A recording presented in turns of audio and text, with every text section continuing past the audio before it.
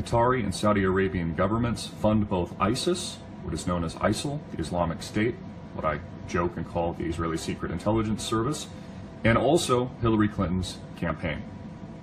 Let that sink in, think about that for a moment, and realize that the mainstream media will not report on this at all, and it's quite a huge, huge point, and a huge deal.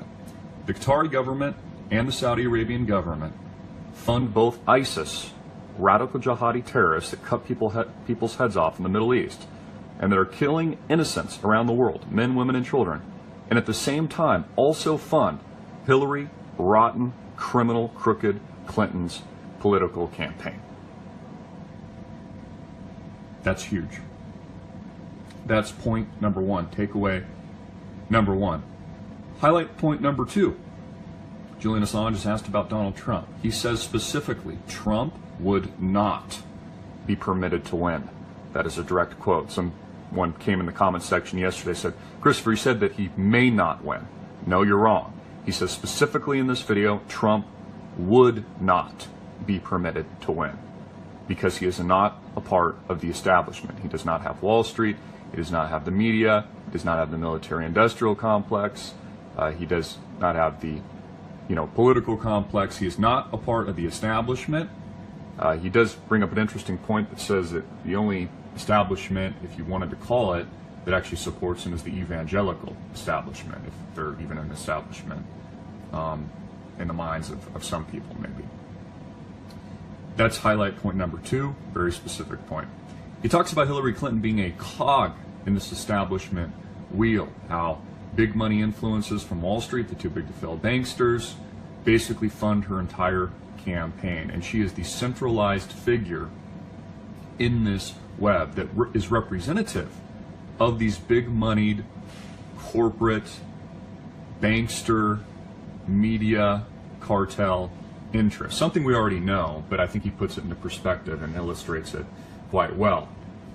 Highlight point number three, he talks specifically that Libya is Hillary Clinton's war, that it's Hillary Clinton that wanted to start the war in Libya, that has since cost the lives of hundreds of thousands of people, innocent civilians, men, women, and children dead. Some independent third-party reports say close to 500,000 plus people have been slaughtered, civilians in Syria, for example, in this destabilization effort that made up Benghazi Gate, the death of Muammar Gaddafi, his murder, which has then since transferred and pushed millions of immigrants fleeing their countries, their respective countries, into places like Europe and the United States. That, again, this is Hillary's war. Libya was Hillary's war. It is what fomented, created ISIS. We know, for example, that the U.S. government, State Department, Barack Obama have all but admitted that they fund, arm, and have helped to radicalize the terrorists on the ground, what they call moderate terrorists, which has become ISIS and ISIL today, which is now cutting people's heads off and has created a mass migration problem as a result, which is destabilizing those respective countries. Now, I've talked about this for a while, but Libyan leader Muammar Gaddafi even said this at one point. What does the West think that they're doing? Because he kept a cap on all this terrorism and this migration as they would monitor the Mediterranean. But since the downfall, Hillary Clinton's war in Libya, it is basically allowed the boiling pot of water to overflow, which has since sent all these migrants into Europe and the United States, which is exactly what the engineered game plan was of Hillary Clinton and the establishment that she represents, again, the cog in the wheel all along. We came, we saw, we killed him. I'm kind of paraphrasing a little bit, but this is clearly Hillary Clinton's war in Libya. Also, another highlight point number 4, Julian Assange says that from the European and American establishment mind's perspective, not his perspective, but from the American and European establishment mind, Trump's voter, and Trump specifically, represents, in their eyes, American white trash. What Hillary Clinton called the deplorables. Something that they can't comprehend and cannot associate with, from the perspective of the upper echelons of Washington, D.C., from the elite's perspective. I thought that was an interesting comment because, I look at myself, I look at many of my friends and family, the people that I know, many of my subscribers, those of you that tuned in, I would say are so far from white trash it's ridiculous. In fact, most of the people that I know that are voting Trump are highly educated, some of them actually multimillionaires. I look at people like myself, I'm both private and publicly schooled and educated. I look at my background, don't represent white trash, what the mainstream media wants you to believe at all. I think that that's the rhetoric and media narrative that they want to put in your minds, almost so they fearmonger you to not supporting Donald Trump. And there's not anything wrong with that either. I mean, like, they basically blacklist and label old traditional American values. Like, if you live on a farm or you're a redneck and you're in Texas or a state of Arizona like we are, that somehow you're deplorable and you represent white trash.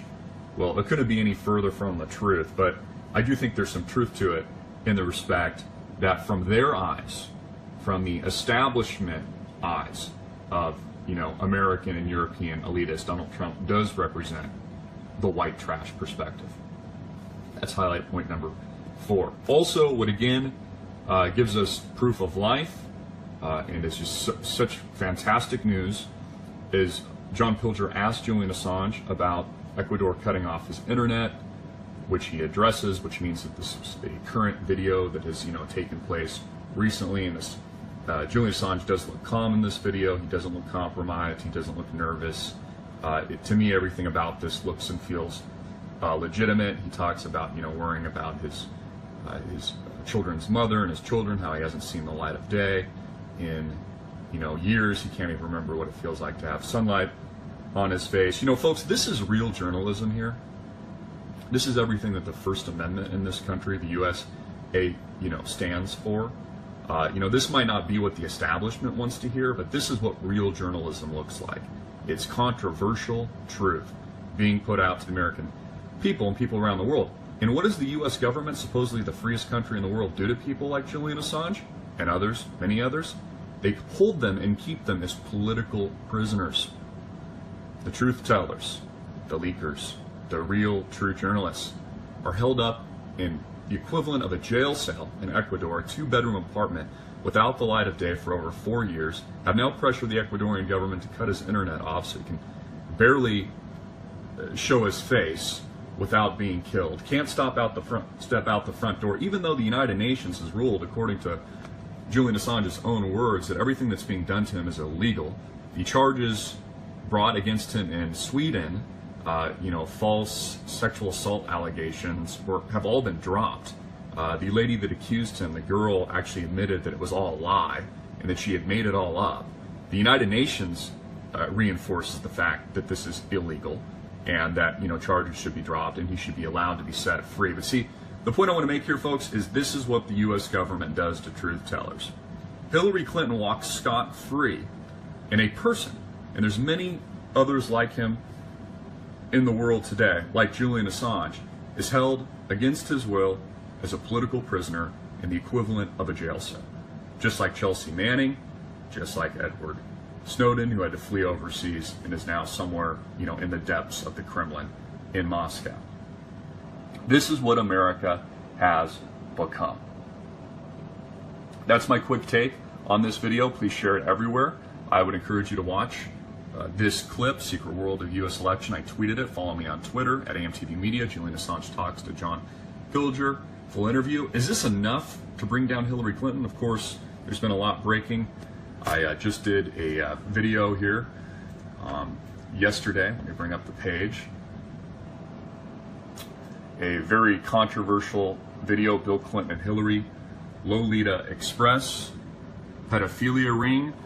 Watch that if you haven't already. This is also a breaking story. It's been breaking within the last 24, 48 hours, connecting Jeffrey Epstein, Bill Clinton, Hillary Clinton. There's satanic acts that are almost unbelievable. Spirit cooking, all this crazy evil stuff that's going on, which is almost unbelievable that I don't even think that it's really sinking in, for the American public right now. I'm almost at a loss of words, guys. I'm at a loss of words. We have only a few days left. This is the most important, monumental election of our lifetimes. Supposedly the FBI, there's been internal turmoil, has everything that they need to bring Hillary Clinton to justice and to prosecute. Could happen today. Pray to God that it does. I put out yesterday, this was a retweet of Kim.com out of New Zealand. It says FBI now has all Hillary deleted emails. Lock her up. Okay? Obama has been informed. Notice how he's been very, very nervous in recent days. He's really been campaigning hard for Hillary Clinton. He must know what's coming. Another tweet I put out, JFK understood secret societies, hashtag Hillary pedophile. Help us get this trending on Twitter. Make sure you follow me, retweet all these tweets I'm putting out. Oh, nice, you're meeting with Jay-Z and Beyonce while media goes dark on Hillary pedophile. Hashtag. Make no mistake about it, folks, this is spiritual warfare, light versus darkness, Hillary pedophile.